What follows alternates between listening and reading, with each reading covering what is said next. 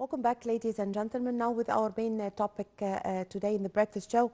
The Egyptian Air Forces have intensified their airdrops over northern Gaza Strip in coordination with the armed forces of the United Arab Emirates, and officials said tons of food and medical aid are being dropped over the territory. Well, to shed more light on this, we have the pleasure to have with us over the phone our dear guest, His Excellency Ambassador Medhat Mellgi, former Assistant Foreign Minister. Good morning, Your Excellency. Good morning to you. Well, Your Excellency, how do you see the cooperation between Egypt and the United Arab Emirates, and before this also between Egypt and Jordan also, in airdropping the humanitarian aid and the medical supplies and food on the Gaza Strip?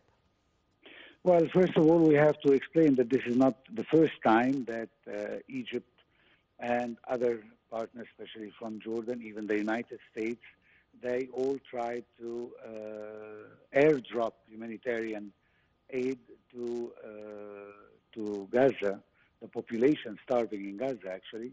And this is an extreme measure that we had to resort to since Israel refused to open any crossing to allow us, all the countries who wants to help, including the United States, which is the biggest ally and supporter of Israel, to use the airway, the land crossings, which will provide the Palestinians with more aid and enough quantities, because as we all know, the cost of airdropping is much higher and less quantities, especially during those hard times, and add to that the holy month of Ramadan.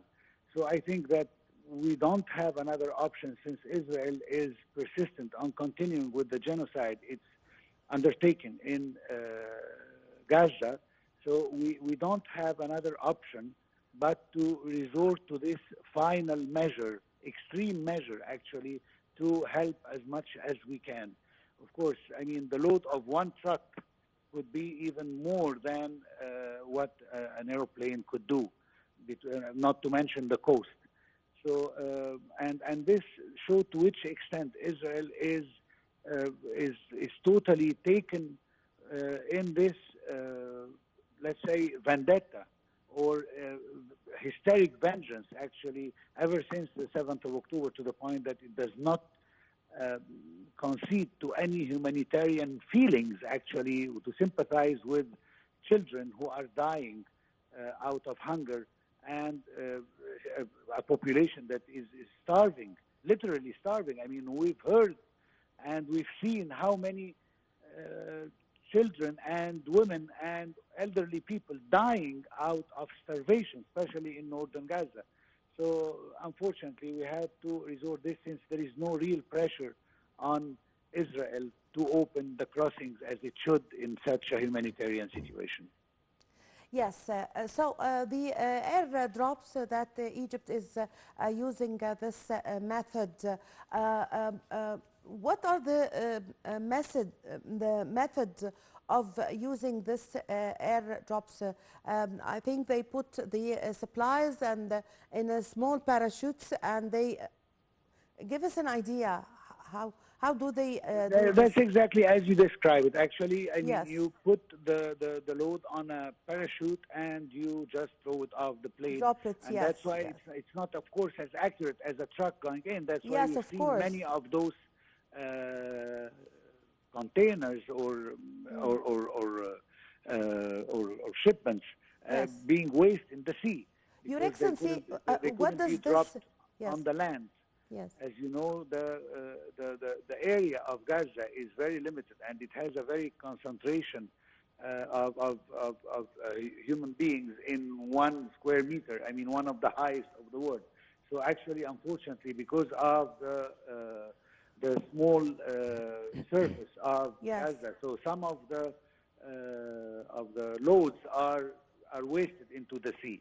But Yes. actually, this leads us to something that is, I think, is more important, is the absence of any serious pressure on Israel, whether we are talking about NATO forces or NATO countries and the United States. Yes. So this is the most important thing that we have to understand, that there is no real pressure, that those countries, by not exerting the right pressure on Israel, are becoming accomplice with Israel and full partners in the genocide that is taking place in Gaza right now. We are in a holy month, and we've been listening for such a long time about many hopes, including President Biden himself, who spoke about a ceasefire, even a temporary one, before the beginning of month of Ramadan. Here we are, the third day of Ramadan, and so far we don't hear anything. On the contrary, what we are hearing, and I think we all heard Prime Minister Netanyahu speaking to the AIPAC through internet, telling them that the Rafah will be invaded, whether you want it or not. And actually, even the United States is changing its position after we've been listening to the American administration and President Biden himself that he's against the invasion of Rafah. Now we hear that it's acceptable if Israel is going to commit to the humanitarian aid to enter, which is another change of position, shows once again the unconditional support for the genocide that is taking place. Yes. As I said, it's making them an accomplice and not just a supporter of Israel. Yes. Your Excellency, the airdropping of supplies by Egypt shows the obstacles that Israel is putting so that the things are not going smoothly for the supplies and the aid to cross the borders. Exactly. Yes. I mean, this is what I said in the beginning, that Yes. we had to resort to this extreme measure, since we are not allowed to use any other thing. Once again, we have to explain that Egypt solely cannot control the other side of Rafah border to enter by force, because the other side is controlled by Israel, and this is something that the whole world have to understand. Ever since we are listening to many voices that are saying that Egypt should enter using Rafah crossing to enter with the humanitarian aid. Yes. But this cannot be done without the approval of Israel, or those convoys are going to be shot. They can't do that, and they have done this before in the past.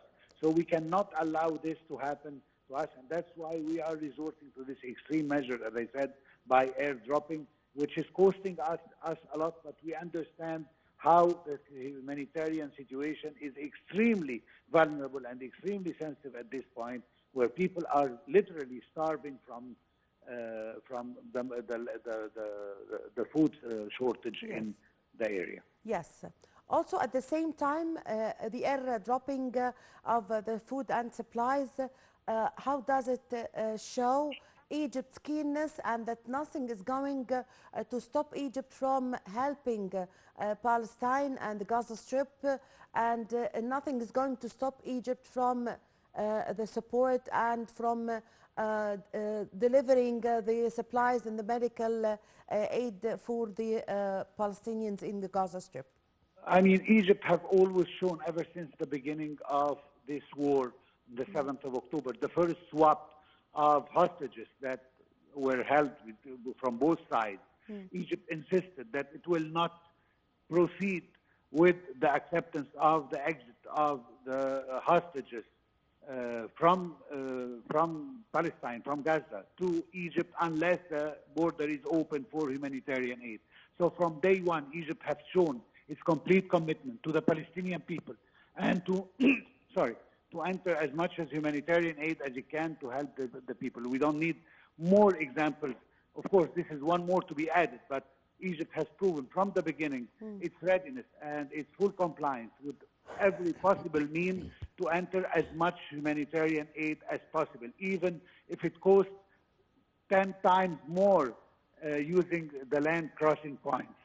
So we have to do this, and we are doing this willingly, although all the economic problems that we are having and the cost of using the airway to deliver the humanitarian aid. But we will continue doing it since Israel is not allowing any humanitarian assistance. On the contrary, even the humanitarian assistance, when it enters by land, Israel, we have seen it, shooting the Palestinians like flies just to kill them while they are just hungry people trying to seek food.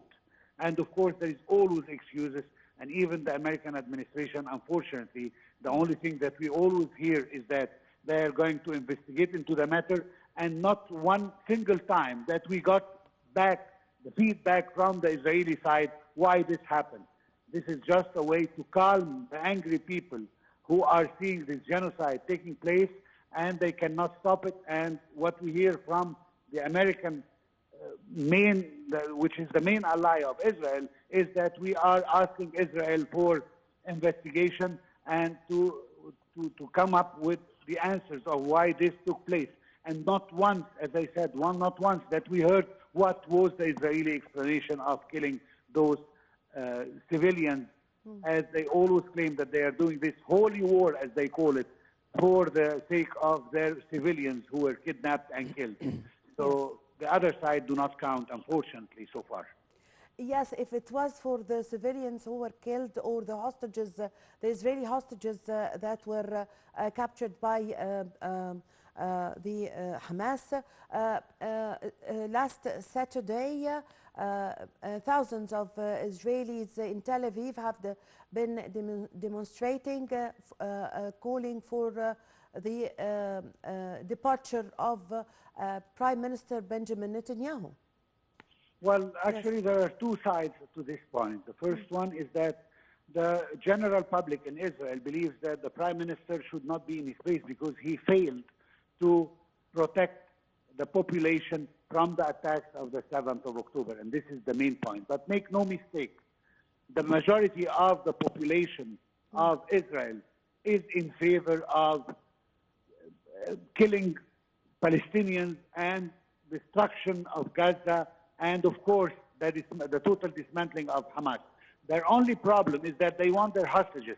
If they had their hostages, you wouldn't find one Israeli saying no to this genocide that is taking place. Yes. Their only problem is only about their hostages.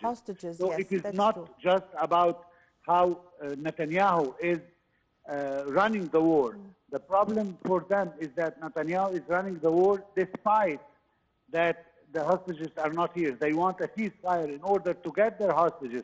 Yes. After that, do as we all want, as you please, and kill as many Palestinians as you want. Yes. Unfortunately, the polls and the statistics have shown that most Israelis, I'm not talking, of course, about 100% of the Israeli population, since many Israelis are even Arabs, Palestinian Arabs. But even Jews, not all of them accept this genocide. Yes. But the main majority, the mainstream majority of the Israeli population is in favor of the total destruction of Hamas and the dismantling of everything in Gaza, including civilian targets. Yes. Unfortunately, this the only problem is the hostages. So, Your Excellency, UN Secretary General Antonio Guterres have said yesterday that there should be a silence of guns in honor of the holy month of Ramadan. How did you read his statements? Well, unfortunately, he is giving a desperate call that it is not the first time and will not be the last, but unfortunately, the answer is clear from Benjamin Netanyahu, who is the Prime Minister of Israel and the one responsible of this extreme right-wing government, is that Rafah is going to happen and the genocide is going to continue until we achieve our goals. And Israel will not take any instructions from anything but from the government of Tel Aviv. The IDF will continue, whether the United States is with or against, whether the European Union is with or against, they will continue. And unfortunately, at this point, we have to consider two issues. We, as Egypt, we have to consider our national security and the safety of our borders on one side, and the prevention of the liquidation of the Palestinian cause by trying to forcibly remove the Palestinian people who are concentrated right now in Rafah area into the Egyptian side. These are the two main priorities that we have to think about, since we are met with this illogical and unprecedented wish and desire of vengeance that is unstoppable from the Israeli government, even for the sake of their own hostages. They do not care, because they are not even trying to have a ceasefire for even 6 weeks, as we have all hoped for. Even this did not work out so far before Ramadan as promised. Until today, no. It is still going on, and there are still strikes in Rafah and in other areas, and the IDF is doing whatever it pleases, because there is no real pressure on Israel from any of its traditional supporters. And we didn't hear about one arms deal canceled. So why should Israel stop? If its accomplices are helping Israel with all kinds of weaponry and ammunition, why would they stop? Even President Biden, 2 days ago, he said that we are supporting Israel in its quest to defend itself. So over 30,000 Palestinian dead, mainly women and children, are not enough to provoke any reaction from the American administration to forcibly force Israel to lean to the international law and international humanitarian law and make a ceasefire. They cannot, unfortunately. We have to say things as they are. The American administration cannot force Israel, especially during this year of American election. They cannot force Israel to stop. And the aid is continuing to Israel, whether we like it or not. This is the reality. Yes. So also back to the supplies and the aids that were airdropped by Egypt. So this is not the first time that Egypt uses the airdropping of the supplies on the Gaza Strip. What are the kind of obstacles or challenges that could face the delivery of the airdropping over Gaza Strip?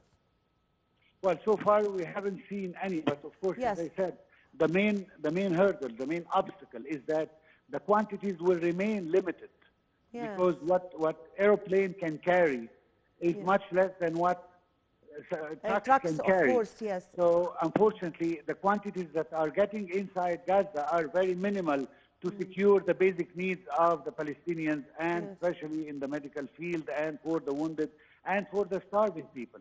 So this is the main obstacle, that we wish we could carry more, and I'm sure that Egypt is sparing no capacity to deliver as much as it could. But of course, there are limitations to airdrop, whether it's from Egypt or from the United States or whatever, any power who wants to help the Palestinians. The quantities are going to remain little until Israel opens the land crossing points so that more aid can enter inside. And this will only be achieved if we reach a ceasefire or a swap of hostages or any kind of agreement with this hysteric Israeli government.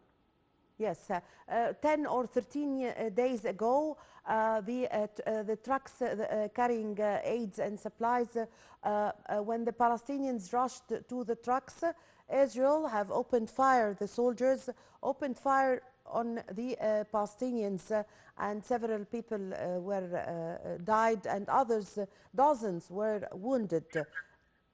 Well, exactly. As I said before, I mean, Israel is stooping down from treating Palestinians, as they mentioned, as many officials, Israeli officials have mentioned before, that they are animals. Now they are treating them as insects, and they are killing them, totally helpless people just trying to find something to eat, and they are shooting them. And unfortunately, I mean, Israel can come up with any excuse to say to the international community. But even from the United States, as I said previously, the only thing that they come up with, we asked Israel to investigate this, and we are asking them to provide us with answers why this happened. And of course, and I can assure you that we will never receive an answer, and the United States will never reveal any answer that it got, and it will never take any action based on the answer it will get. Yes. I mean, we are still waiting for the investigation of the Ahli hospital that were shot at the beginning of the war, killing 500 persons. 500, yes. Yes. And so far, we didn't get the answer from the Israeli administration or the American administration, who said that it asked Israel to investigate into this to find who shot this. It was said at the beginning it was the Palestinian side who shot their own hospital. Although we've seen the capacity of the Palestinian missiles, that they cannot deliver this firepower to kill 500 persons in one strike. Only Israel is capable of doing that. And nevertheless, so far we didn't hear any serious answer from the Israeli side or from the American side who asked for the investigation about it. And this one will also stay the same way and will be treated the same way, that we will never get an answer on why this happened until people forget, with a new massacre that will take place. Yes, yes. So, Your Excellency, now a very clear war crimes, clear to anybody,